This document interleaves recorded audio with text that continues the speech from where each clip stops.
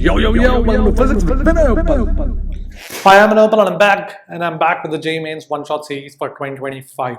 आज के लेक्चर में हम करने वाले हैं alternating current, start to end, theory, concepts and lots of PYQs. Let's go. So सबसे पहले we have an alternating voltage supply which is denoted by this. इसका मतलब क्या कि suppose I connect it to a resistance. So this produces a potential difference or a voltage of E naught sine omega t, where E naught is called the amplitude, मतलब the peak value of the voltage supply. Peak value मतलब maximum value, ठीक है. Omega is the angular frequency. तो ये alternating है because we say it's an alternating voltage supply because इसका polarity change हो रहा है. Polarity मतलब sign change हो रहा है कि अगर ये मेरे पास प्लस पॉजिटिव नेगेटिव ऐसा है तो first half of the time period sine omega T positive होगा, तो left hand side positive, right hand side negative होगा.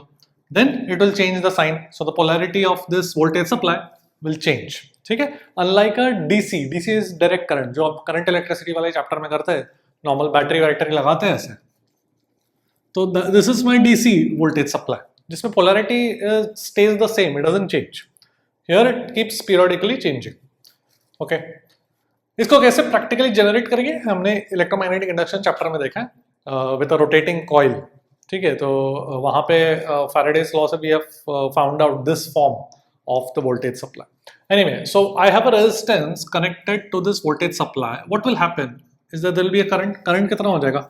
The voltage supply divided by resistance, right? So I can write this as I naught sine omega t. ठीक है, अब यहां पर I have I naught is what we will call the amplitude और the peak value of current. Omega is the angular frequency of current. ठीक है, we define something called RMS. तो RMS का मतलब क्या है? आरएमएस मतलब रूट मीन स्क्वायर. मतलब पहले हम स्क्वायर करते फिर मीन लेते फिर रूट लेते. ठीक है, इसका मतलब क्या? पहले मैं करंट को स्क्वायर करूंगा फिर मीन लूंगा. So I will have to take the average of the current over one time period. उसको मैं इस सिंबल से डिनोट कर रहा हूं, and then root. Okay, this is the meaning of RMS. Root mean square. उल्टा करना है, पहले स्क्वायर करना है करंट को, फिर मीन लेना है, फिर रूट. अभी मीन लेना है मतलब क्या? What does it mean taking the average value? So I squared is I naught square sin square omega t. So average of I square would be I naught square, तो constant है, average of sin square omega t over one time period. ठीक है, so it turns out कि over one time period sin square omega t and cos square omega t दोनों का जो average है that comes out to be equal to half. ये अपने को याद रखना है. sin square omega t plus cos square omega t 1 है. ठीक है, and दोनों का individual average half है. Alright, तो ये अपने को याद रखना है. So therefore this would become I naught square by 2 and therefore I RMS would become उसका square root I naught by root 2. ठीक है, where I naught is how much? E naught by R. So any RMS value, अगर मैं if I ask you E RMS, if you have a sine function, the RMS value will be the peak value which is E naught divided by root 2. Peak value E naught divided by root 2 is the RMS value. ये अपने को याद रखना है. Okay, तो ये मेरा current आ जाएगा. देख लो. Let's look at a question from JEE 2024. Voltage supply 220 sin 100 pi t is applied to a resistive load of 50 ohms. मतलब सिर्फ एक रेजिस्टर है जिसके अक्रॉस एक alternating voltage supply अप्लाई किया गया है. The time for the current to rise from half of the peak value to the peak value. सबसे पहले तो ये 50 ohm है and this is 220 sin 100 pi t. इसका मतलब when we compare it to E naught sin omega t, 220 is E naught and omega is 100 pi. Correct? तो मेरा current कितना आ जाएगा? Voltage supply divided by resistance. So 220 divided by 50, 22 by 5 sin of 100 pi t. ठीक है? तो maximum value कब पहुंचेगा? Maximum value is 22 by 5 will occur at 100 pi t is equal to pi by 2. Correct, because बोला हुआ है half of peak to peak value, तो peak value जब पहुंचेगा तब साइन फंक्शन 1 होना चाहिए, तो t का वैल्यू कितना हो जाएगा 1/200 सेकेंड्स, करेक्ट। तो ये बन जाएगा 5 मिली सेकेंड्स, है ना, 1000 डिवाइड बाय 200 मिली सेकेंड्स वाला 10⁻³ seconds, and I max by 2, I max is 22/5, ठीक है। सो I max by 2 would be I max sin omega t, तो sin omega t equal to half, well I'm trying to find the time at which the current is I max by 2, तो omega t कितना बन जाएगा π/6, so t would be π/6 omega, तो ये बन जाएगा π/6 और ओमेगा का वैल्यू कितना 100 पाई,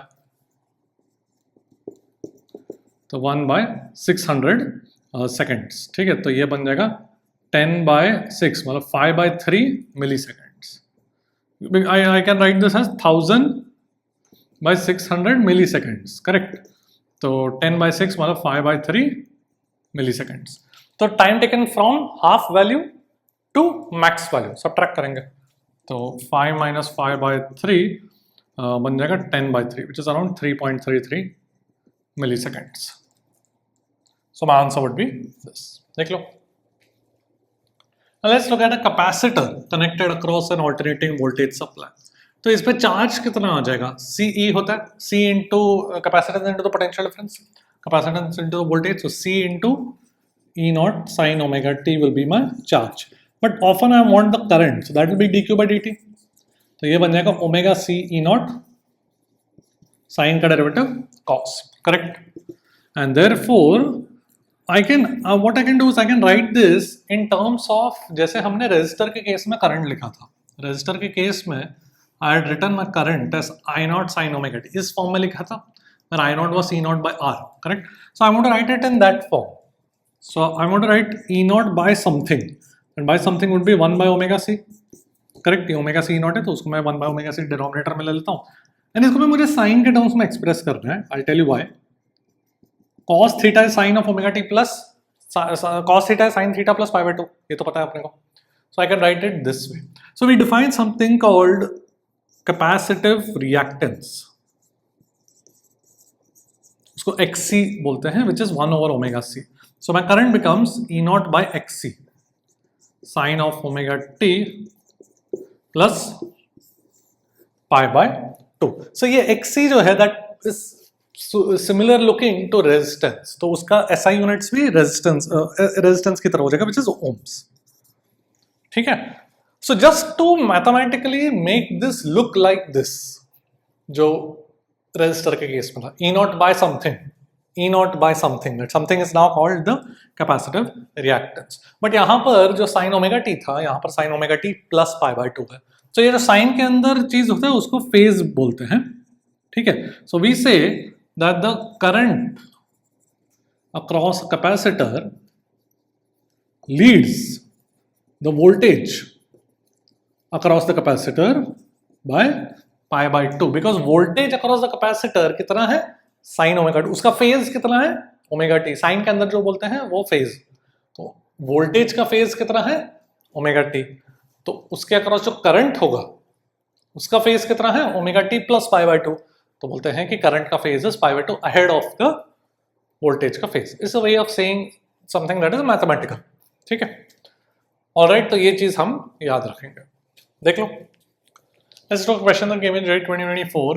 An EMF 110√2 sin 100t volts is applied to a capacitor of 2 microfarad. The RMS current is how much? तो मुझे पता है करंट इन द कैपेसिटर कितना होता है, E0 by xc sin of omega t plus π/2, right. So E0 का मतलब कितना है 110√2 डिवाइडेड बाय xc, अब xc कितना है 1/omega c, है कि नहीं, कैपेसिटिव रिएक्टेंस, सो 1/omega का वैल्यू कितना है 100, एंड कैपेसिटर कितना है 2 माइक्रोफैराड, सो 2 × 10⁻⁶, तो 10⁶ ऊपर चला जाएगा, तो 10⁴ divided by 2, right. So xc का वैल्यू 10⁴ डिवाइडेड बाय 2 ये बन जाएगा, है कि नहीं। So I can write this as 22 divided by 10⁻³ 22√2 divided by 10⁻³, ये मेरा I0 बन जाएगा, E0 by xc, alright. So I RMS कितना हो जाएगा, I naught divided by root 2. So 22 by 10 raised to 3 ampere, which is 22 milliampere. So my answer would be 22. देख लो. Now let's talk about an inductor. अगर एक inductor connected है to a voltage source, तो कितना current होगा? So I can say E naught sin omega t minus L di by dt should be 0. मतलब this should be equal to L di by dt. Right? This loop law लिखा है E naught sin omega t minus L di by dt should be 0. ठीक है. So इसमें current comes out to be again I can write it this way. E naught by something into sin of omega t minus pi by 2. Check कर लो इसको यहाँ पे substitute करके, you can check that this will satisfy this provided XL का value is omega L. ठीक है. So what I want you to do is just substitute this I, इसका derivative यहाँ पे डालो, it will satisfy this equation. So XL का value, this is, you can imagine this is called inductive reactance. इसका value is omega L. ठीक है. यहाँ पर द करंट का phase is omega T minus pi by 2. तो इस case में हम बोलेंगे कि current in the inductor lags behind the voltage supply. Lags behind the voltage supply मतलब, और या वोल्टेज अक्रॉस इंडक्टर. इसका मतलब क्या है? द वोल्टेज अक्रॉस इंडक्टर मतलब ये sine omega T is the voltage, so उसका फेज इज ओमेगा टी. इसका phase is omega T minus pi by 2. ठीक है. ऑल राइट, देख लो. Now let's talk about if all 3 elements, circuit elements are present. All 3 मतलब resistor, capacitor and inductor. तो अगर मेरे पास सारे हैं इन सीरीज, इसको RLC सीरीज भी बोलते हैं. So now I want to find the current as a function of time. So it turns out कि जो current जाएगा इस circuit में, that is some I naught into sine of omega t minus phi. Where no देखो, जब सिर्फ resistor था तो phi का वैल्यू 0 था because current was only I naught sine omega t. जब capacitor था तब current was sine of omega t plus pi by 2.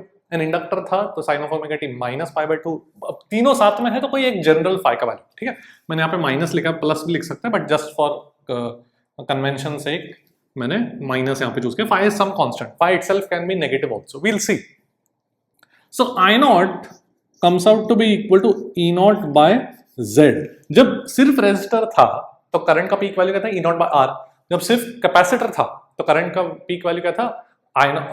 E naught divided by XC, which was the capacitive reactance, and then similarly inductance. But in general तीनों है, then I naught comes out to be equal to E naught by Z, where Z is called the impedance, and it is equal to R square plus XL minus XC the whole square.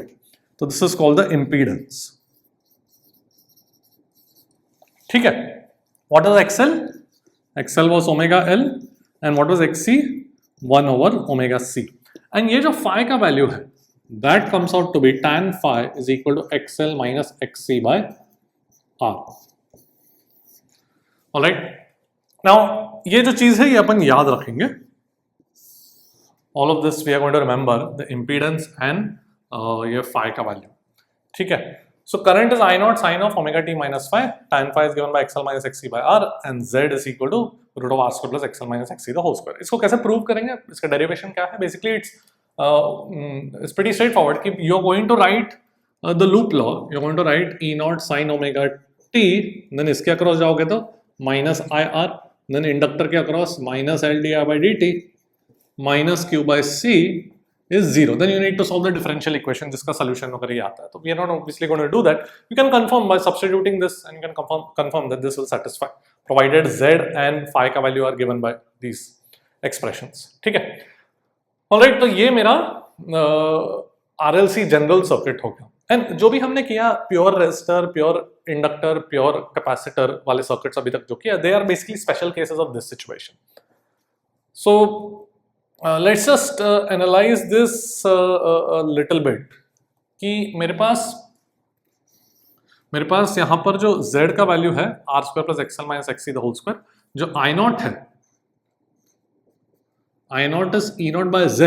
So अगर मैं omega के terms में लिखूं that will come out to be r square plus omega l minus 1 over omega c the whole square. ठीक है. Now if you plot current versus omega, the peak value I naught versus omega अगर मैं plot करूं तो omega को अगर मैं variable मानूं तो आई नॉट वर्सेस अगर ओमेगा प्लॉट करूं, ओमेगा इक्वल टू 0 पे जरा बताओ ओमेगा इक्वल टू 0 पे करंट कितना होगा? जैसे ही ओमेगा 0 होता है 1 ओवर ओमेगा से इन्फिनिटी हो जाएगा, करंट 0 हो जाएगा, peak value. And omega infinity अगर होगा तो भी डिनोमिनेटर इन्फिनिटी बन के पीक वैल्यू फिर से 0 हो जाएगा. सो 0 से शुरू करेगा, 0 पे जाएगा तो कहीं तो एक मैक्सिमा आएगा. ठीक है,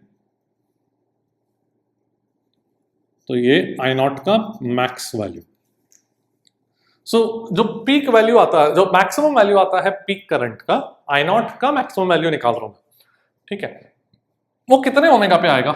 you should be able to see that directly, no need for calculus. कि if I want I naught to be maximum, omega is my variable, if I want I naught to be maximum, then the denominator must be minimum. And denominator has the square term, positive term and another positive term. So this, इसका minimum value के लिए क्या है, इसको क्या करना पड़ेगा? 0, right? So omega L is equal to 1 over omega C. Basically I am equating XL and XC. So when XL is equal to XC you will get the maximum value of the peak. तो omega का value कितना आ जाएगा? 1 over root L सी. तो इसको omega naught बोल देंगे. This is called the resonant frequency, resonant angular frequency. ठीक है, ये हम याद रखेंगे. तो इस चीज पे omega naught equal to 1 over root L C पे जो इंपीडेंस है that is at its minimum and therefore the peak value is at its maximum. ठीक है, so this is called omega, this is called resonant angular frequency. Resonant frequency will be omega naught by 2 पाई.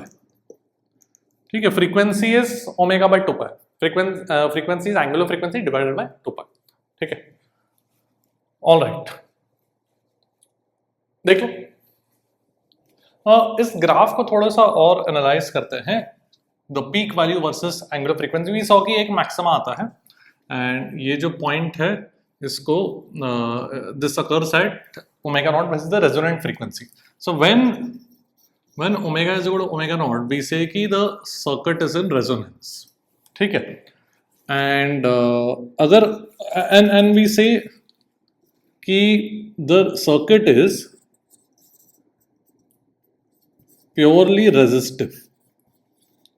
ये ऐसा क्यों कहते हैं? क्योंकि at omega equal to omega naught, which was 1 over root LC, impedance का value simply R था because XL and XC became equal.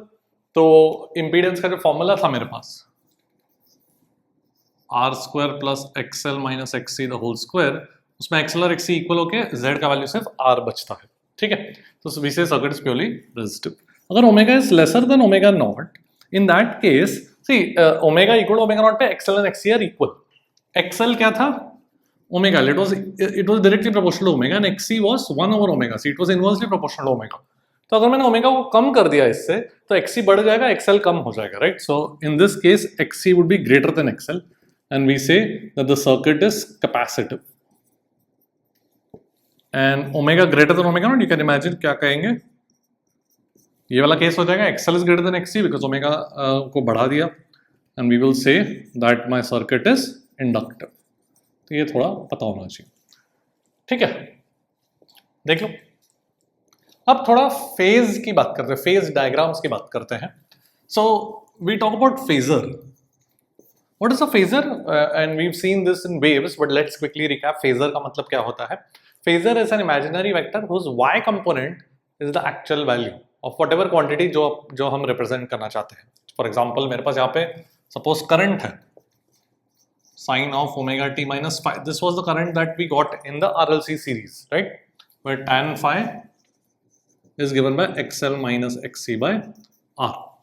So इसका अगर मैं phasor draw करना चाहूँ, so it will be a vector, imaginary vector whose y component is this.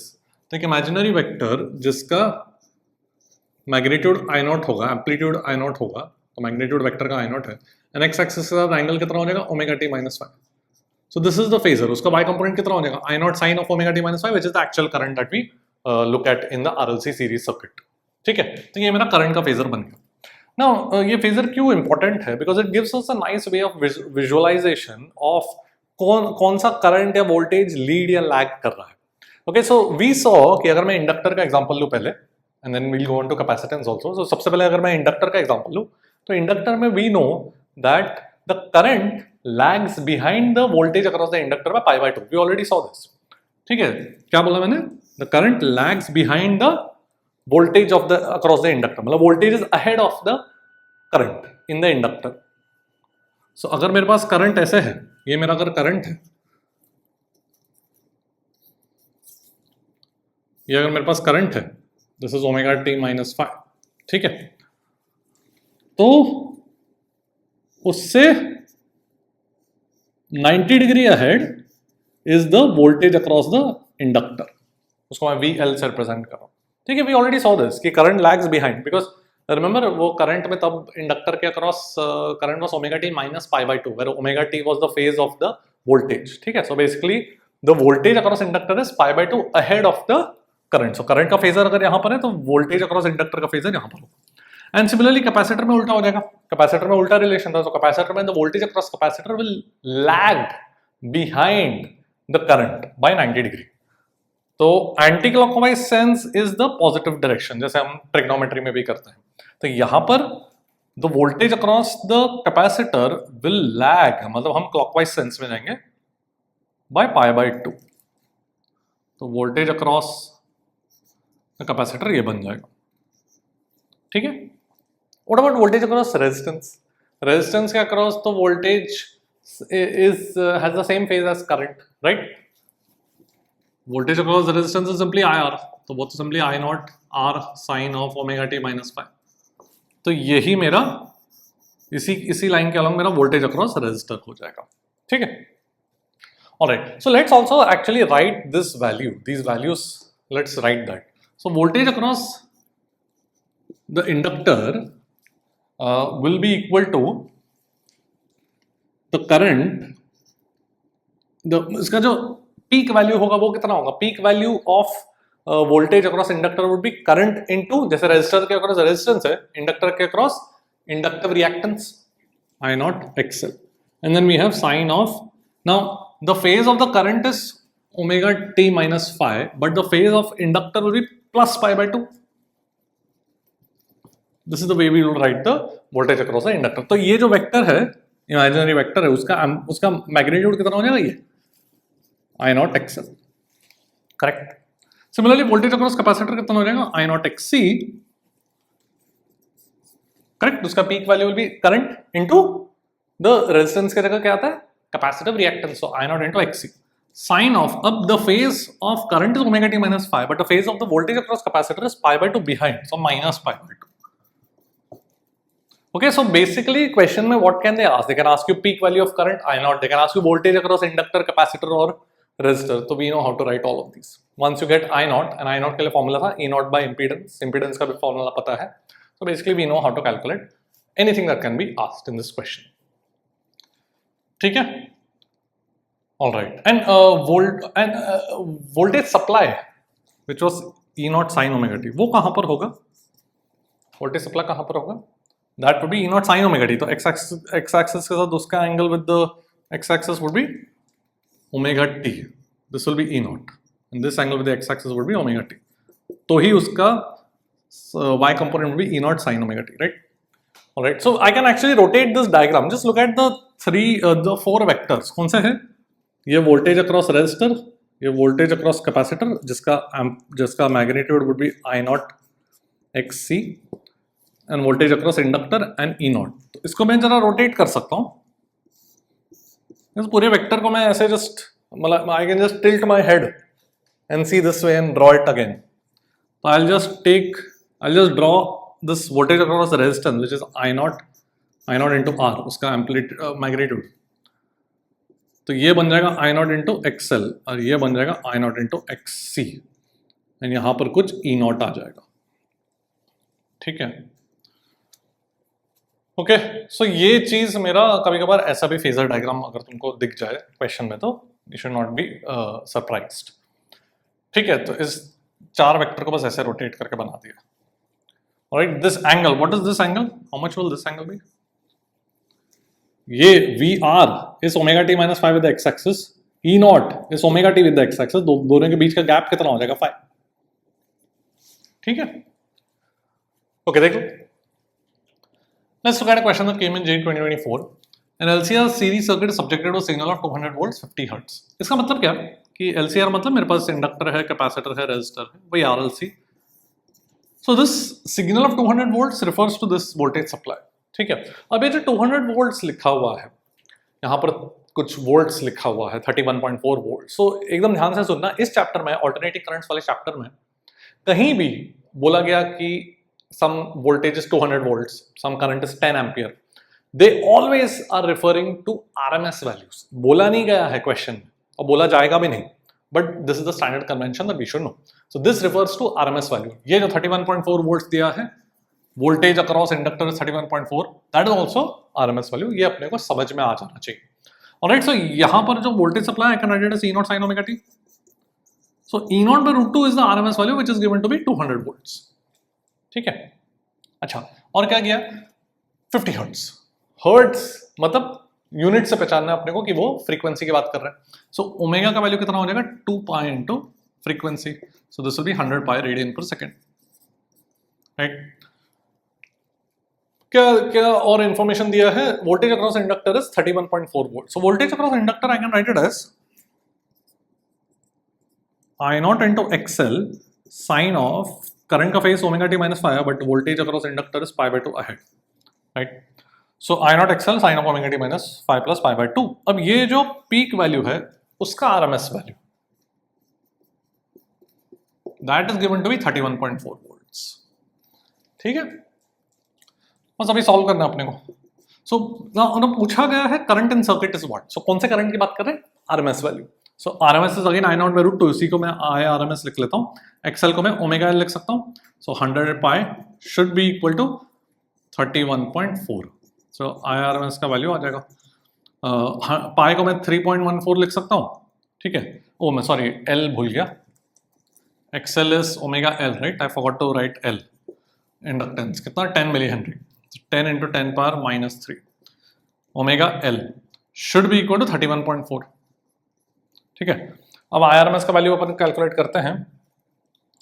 पाई को मैं 3.14 लिख सकता हूँ, तो ये 10 बन जाएगा, ये 10 cancel, 100 into 10 power minus 3 is 1/10, उधर चला जाएगा. So this will be 10 ampere. So answer would be this. Okay, so question वैसे फेयरली सिंपल है but we should know the language. 200 volts मतलब RMS वैल्यू, 31.4 वोल्ट मतलब RMS वैल्यू. करंट जो पूछा गया है RMS वैल्यू. ओके, देख लो. Let's look at a question that came in J 2023. तो मेरे पास एक RLC सर्किट है, XL, XC एंड R का सब वैल्यूज दिया गया है. ये जो वोल्टेज सप्लाई का RMS वैल्यू भी दिया गया है एंड IRMS पूछा गया. सो I0 is E0 bye Z, ये पता है मुझे. तो if I just divide by root 2 on both sides, तो लेफ्ट हैंड साइड पे I0 बाय रूट 2 IRMS बन जाएगा and E0 bye root 2 ERMS बन जाएगा डिवाइडेड बाय Z. बस अभी अपने को कैलकुलेट करना है. सो IRMS का वैल्यू वुड बी, ERMS तो 200 रूट 2 दिया गया है और Z का क्या था formula, R square plus XL minus XC the whole square. All we have to do is substitute. So R square is 100, so 100 square plus XL 200 minus XC 100, तो अगर 100 स्क्वायर, तो ये बन जाएगा 200 रूट 2 डिवाइडेड बाय 100 रूट 2, तो 2 root 2 ampere. ठीक है, sorry 2 ampere. Alright, so my answer would be 1. ठीक है, सिंपल फॉर्मूला बेस्ड. देख लो. Let's look at a question that came in J 2022. मेरे पास एक RLC सर्किट है, the voltage supply is 210 sin 3000 t, ये दिया गया है. रेजिस्टेंस, कैपेसिटेंस, इंडक्टेंस सब दिया हो गया. What is the question? The question is asking phase difference between the applied voltage and current. So phi का वैल्यू पूछा गया है.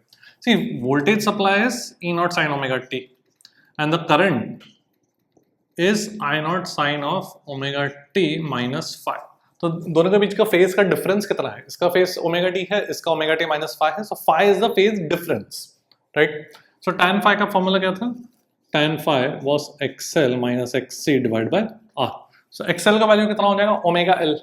Omega is 3000, so omega L minus XC is 1 over omega C divide by R. तो ये calculate करना है अपने को.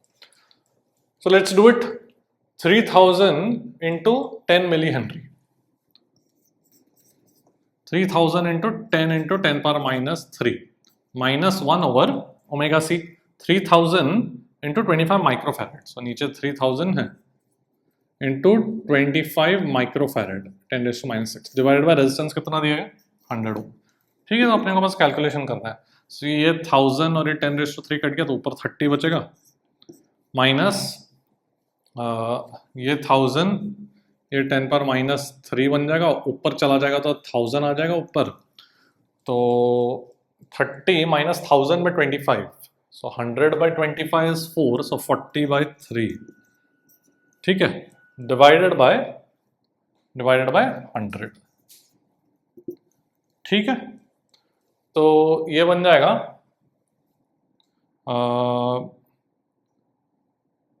50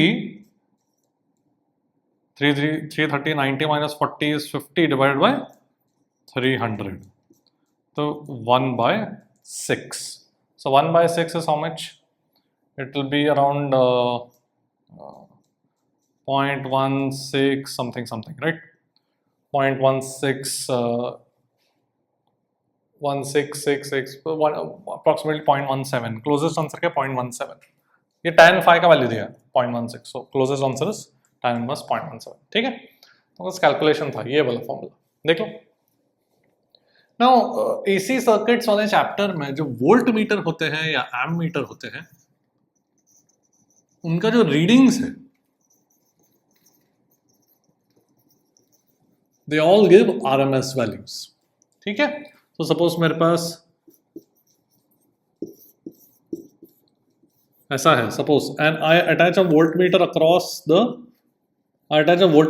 a capacitor and I ask you कि कितना रीडिंग होगा. सो सपोज सब कुछ पता है अपने को, तो I can get first of all the current as E naught by Z, where Z is R square plus XL which is omega L minus XC का स्क्वायर. तो तुमको ओमेगा दिया जाएगा, रेजिस्टेंस L C सब दिया जाएगा.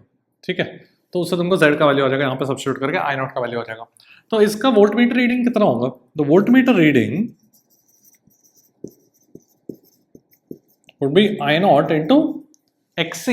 This is the voltage across capacitor का peak value, but we know that the reading is RMS value.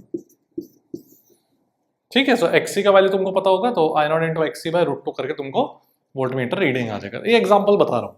If the voltmeter is across inductor, I naught into XL by √2 and so. ठीक है, देख लो.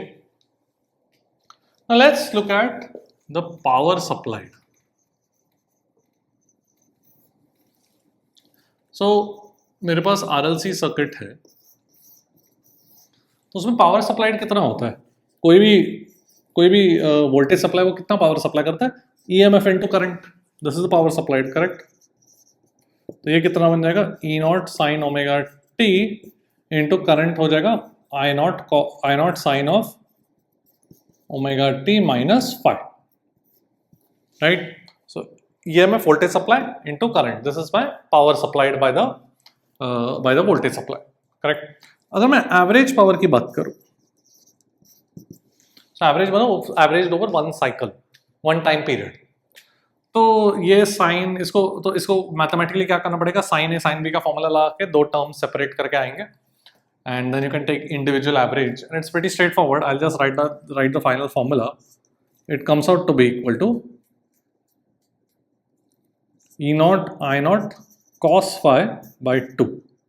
ठीक है, इसको थोड़ा सा और सिंप्लीफाई कर सकते हैं. ये यहाँ से यहाँ मैंने मैथमेटिकल मतलब वो डेरिवेशन स्किप कर दिया, but it's pretty straight forward. Sine A sine B का फॉर्मूला लगा के, ट्रिग्नोमेट्री फॉर्मूला लगा के एवरेज ले लेना.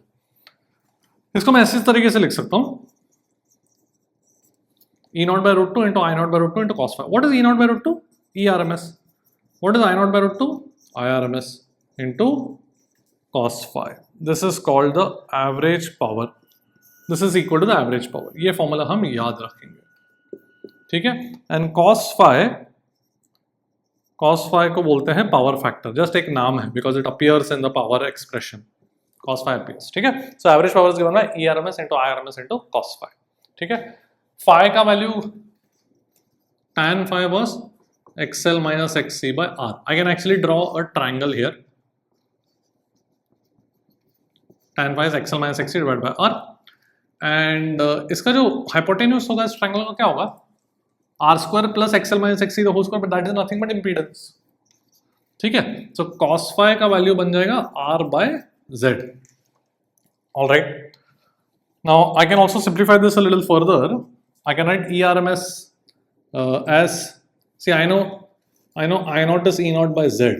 So अगर √2 से दोनों तरफ डिवाइड करो तो IRMS is ERMS by z. So ERMS को मैं IRMS into z लिख सकता हूँ, into IRMS into cos phi which is r by z. तो z कट के अल्टीमेटली पावर का दूसरा expression is I squared r, पर I is IRMS. ठीक है, alright, so the average power is equal to IRMS squared r. Alright, देख लो. Let's look at a question that came in J 2024. मेरे पास एक RLC सीरीज सर्किट है, ये वोल्टेज सप्लाई 220 वोल्ट 50 हर्ट्ज. ठीक है, तो मतलब 220 वोल्ट क्या दिया हुआ है, RMS वैल्यू दिया हुआ है, इंडक्टर दिया हुआ है, कैपेसिटर दिया हुआ है, रेजिस्टर का वैल्यू दिया, power factor is cos phi was r by z, right? Or I can use tan phi वाला formula, xl minus xc by r. Any formula, दोनों कोई भी जो फॉर्मूला यूज करना यूज कर सकते हो. इन एनी केस अपने को xl एंड xc कैलकुलेट करना ही पड़ेगा इंपीडेंस कैलकुलेट करने के लिए. सो xl का वैल्यू कितना हो जाएगा, ओमेगा l. सो ओमेगा l मतलब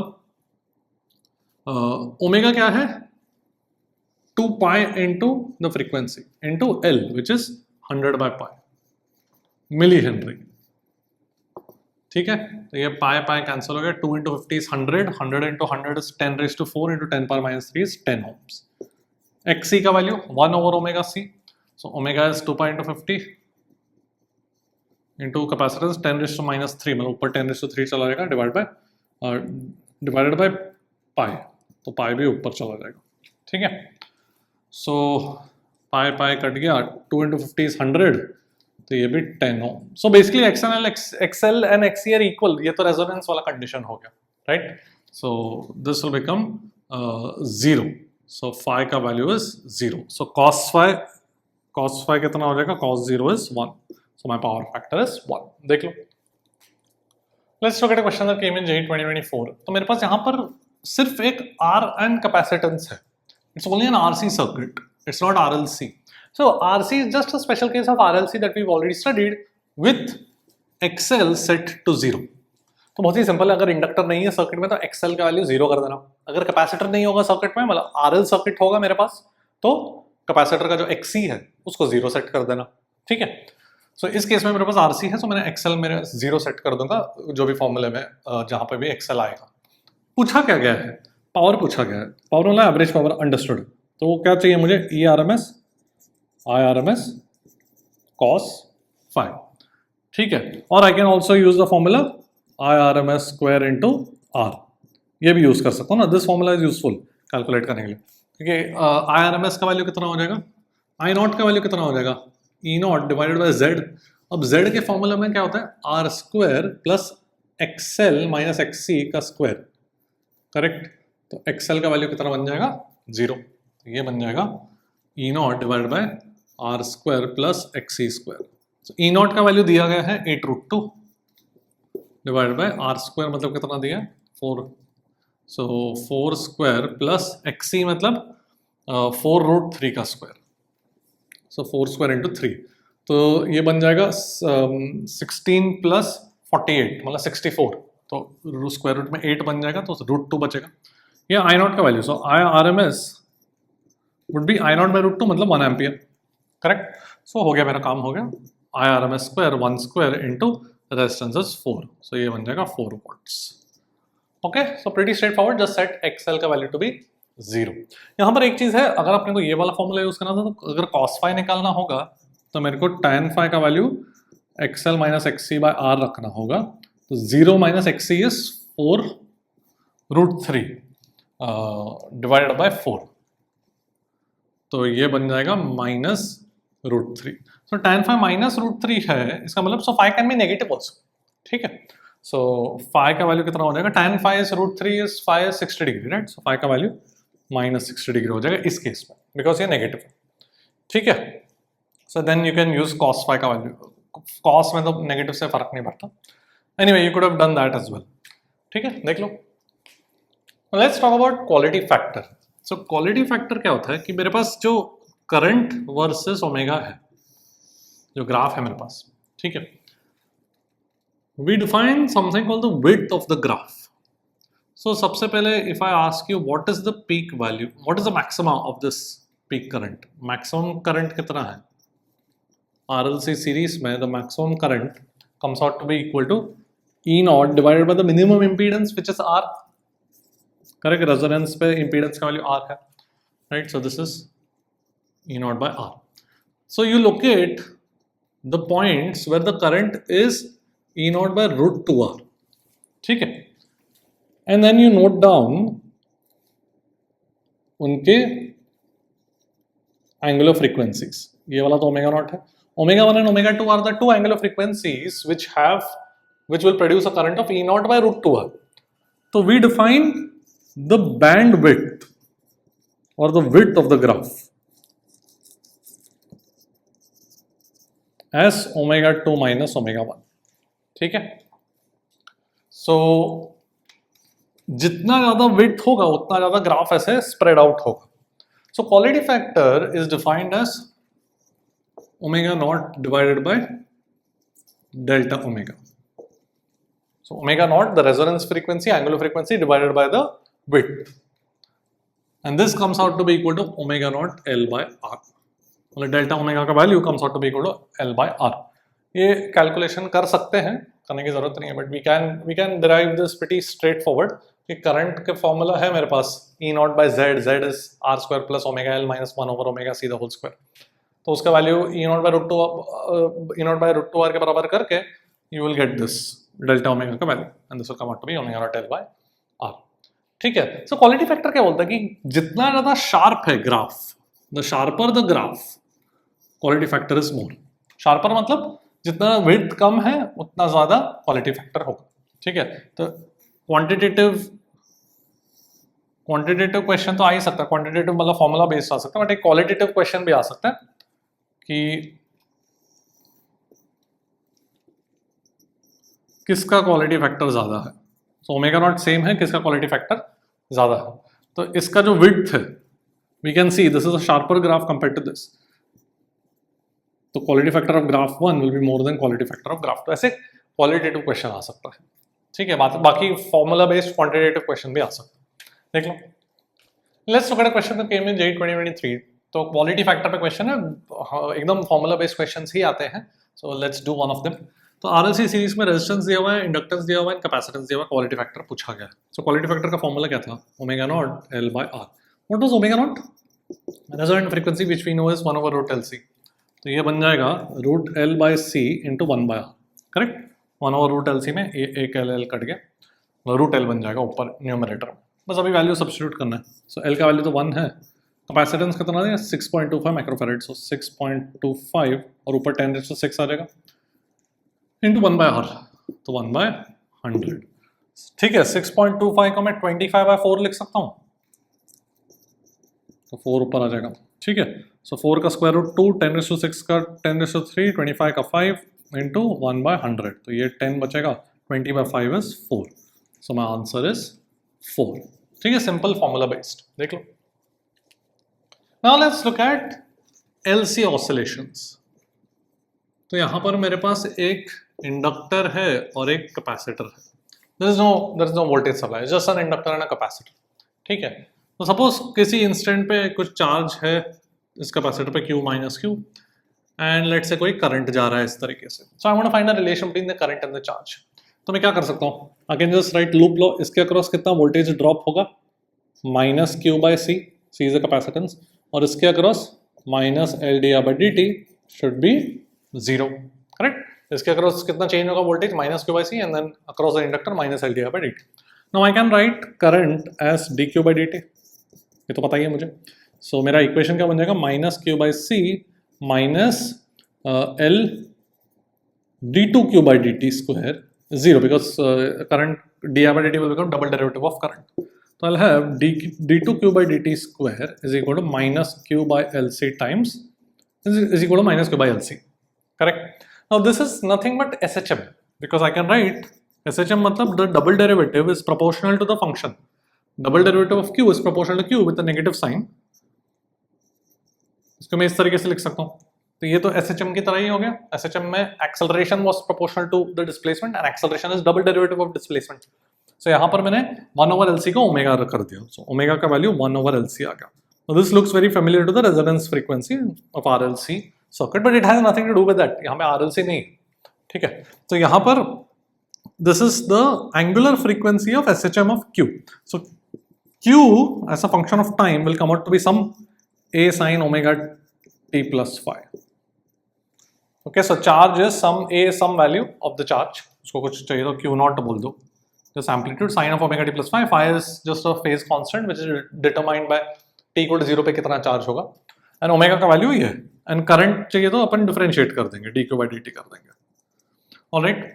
तो basically the whole point is यहाँ पर charge will oscillate, current will also oscillate. Oscillate मतलब time के साथ it will become positive, negative, positive, negative. This charge Q is on the left plate.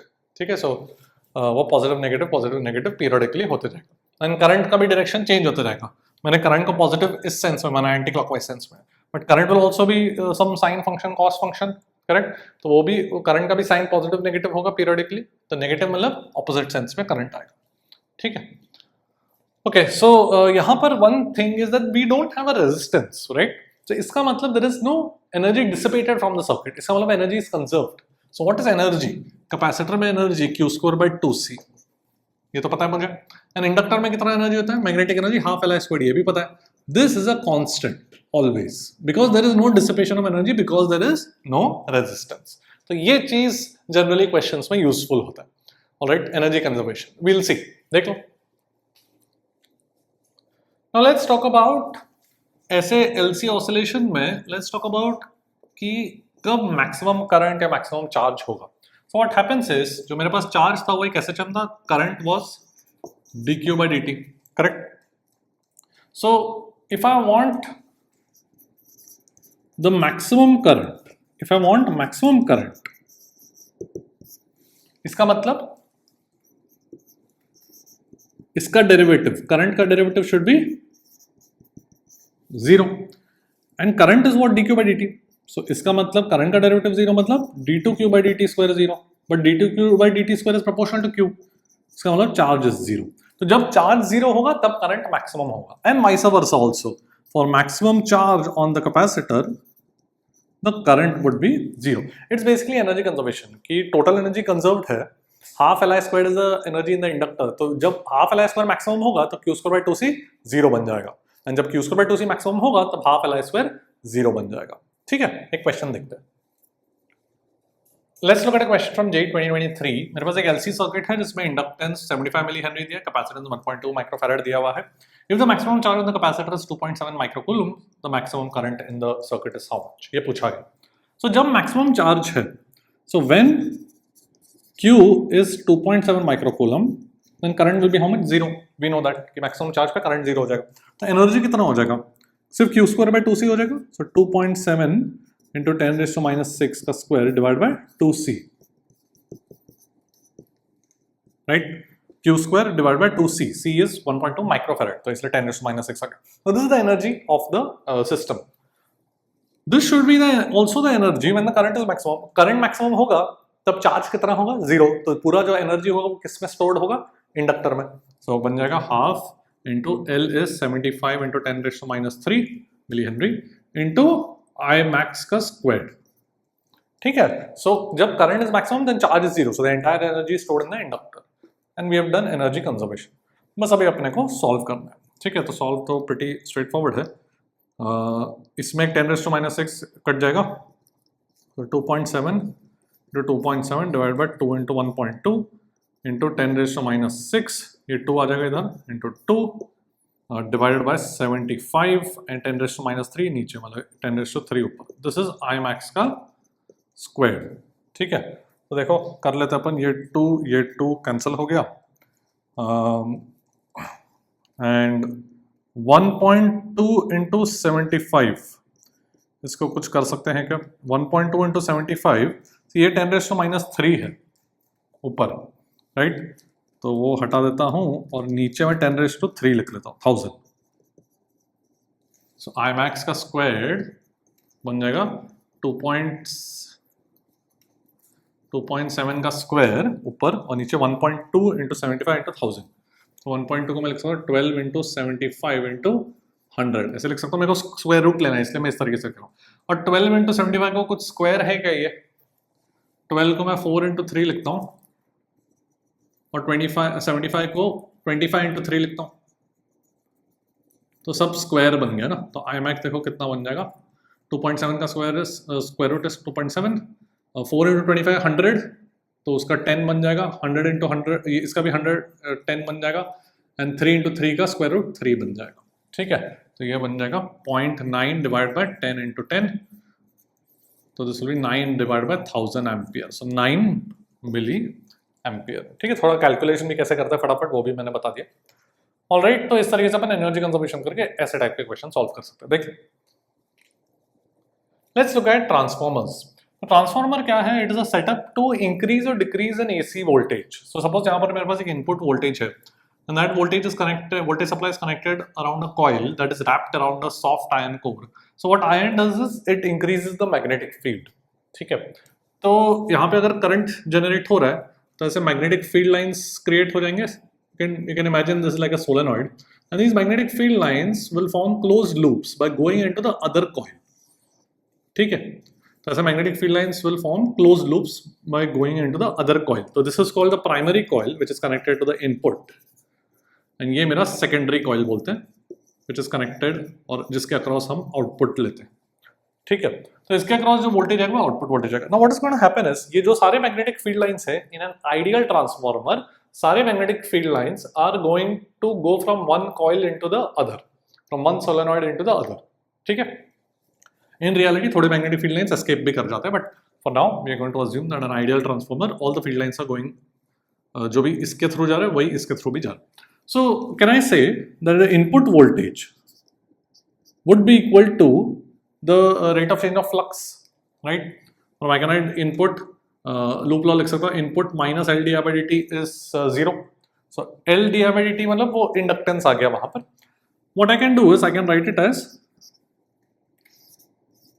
d phi by dt in the primary coil, ऐसा लिख सकता हूँ मैं, right? L D I by D T भी वो rate of change of flux ही था, वहीं से आया था L D I by D T.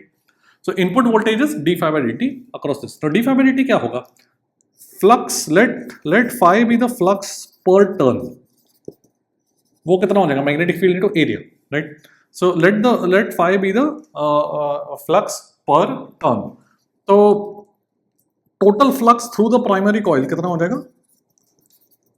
Remember we have to multiply by the number of turns, right? ये हमने EMI चैप्टर में पढ़ा है प्रॉपरली।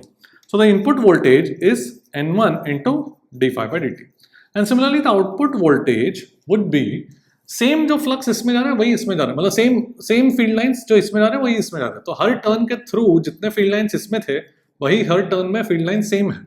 सो फाई सेम है, फ्लक्स पर टर्न सेम है दोनों कॉइल्स में, पर यहाँ पर N2 टर्न्स है, तो it will be N2 into d phi by D t, and therefore the output voltage divided by input voltage would be N2 by N1। ठीक है, where N2 is the secondary coil का number of turns, N1 is the primary coil। Alright, so इस ratio से we can increase the output or decrease the output just by increasing N2 or decreasing N2। मतलब if N2 is greater than N1, so obviously output will be more than input, so it is called step up transformer, and if N2 is lesser than N1, it is called step down transformer। तो this is a very nice way of increasing or decreasing the input voltage, ठीक है, depending on अपने का output कितना चाहिए। Now in an ideal transformer we also assume that there is no power loss, so जितना input power है उतना ही output power है। So input power कितना हो जाएगा? voltage into current in the primary coil बोलता हूँ, इस primary coil को IP बोल रहा हूँ, ठीक है। This should be equal to output voltage into the current in the secondary coil।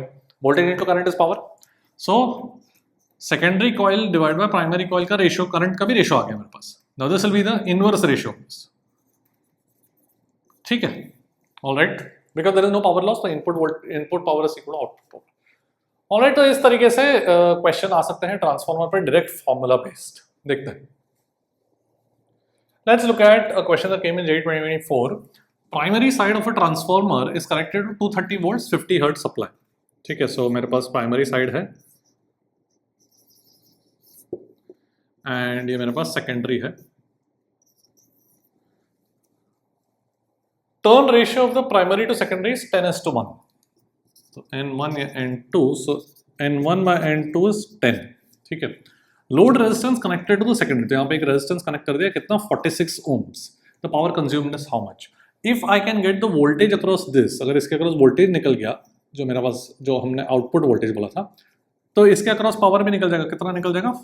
Output V square by resistance, V square by R होता है power. So let's calculate output. वो तो बहुत ही सिंपल है, because I know output divided by input is N2 by N1. So therefore output voltage would be input divided by input का value कितना है 230. So 230 divided by 10. N2 by N1 is 1 by 10. So there will be 23 volts. ये सब actually RMS values है, okay? And power across a resistor भी RMS value ही आता है. We know power across a resistor is I RMS squared into R. इस तरीके से हम लिख सकते हैं AC सर्किट्स में, राइट. एंड IRMS को VRMS by R लिख सकता हूँ, तो यही बन जाएगा. VRMS मतलब दिस आउटपुट वोल्टेज का RMS, which is exactly what we are talking about. This is all it's RMS value because output input is also RMS 230 volts. ठीक है. ओके, सो ये बन जाएगा 23 वोल्ट आ गया ना, तो हो गया. सो 23 into 23 divided by 46. 23 by 2 is 11.5 volts. So this is the answer. देख लो. Now let's look at a question जहां पे आइडियल ट्रांसफॉर्मर नहीं है. देखो क्या बोला गया है, ट्रांसफॉर्मर हैज एफिशिएंसी ऑफ 80%. इसका मतलब क्या? Efficiency is basically defined as the output power divided by the input power. So output power is lesser than input power because 80% efficiency. ठीक है. ये the reason for power loss can be many things. So I would suggest कि in a real transformer there is some power loss. Ideal में हमने assume किया था कि input and output equal है, but reality में output is always lesser than input. And उसके जो reasons हैं वो NCERT से पढ़ लेना एक बार. ठीक है. NCERT में कहाँ पे power loss का possibility है ट्रांसफॉर्मर में, वो NCERT वाले सेक्शन से पढ़ लेना. Okay, so efficiency is output power में इनपुट पावर. तो क्या बोला गया है, the transformer's efficiency of 80% works at 10 volt and 4 kilowatt. मतलब ये प्राइमरी कॉइल के अक्रॉस कनेक्टेड है.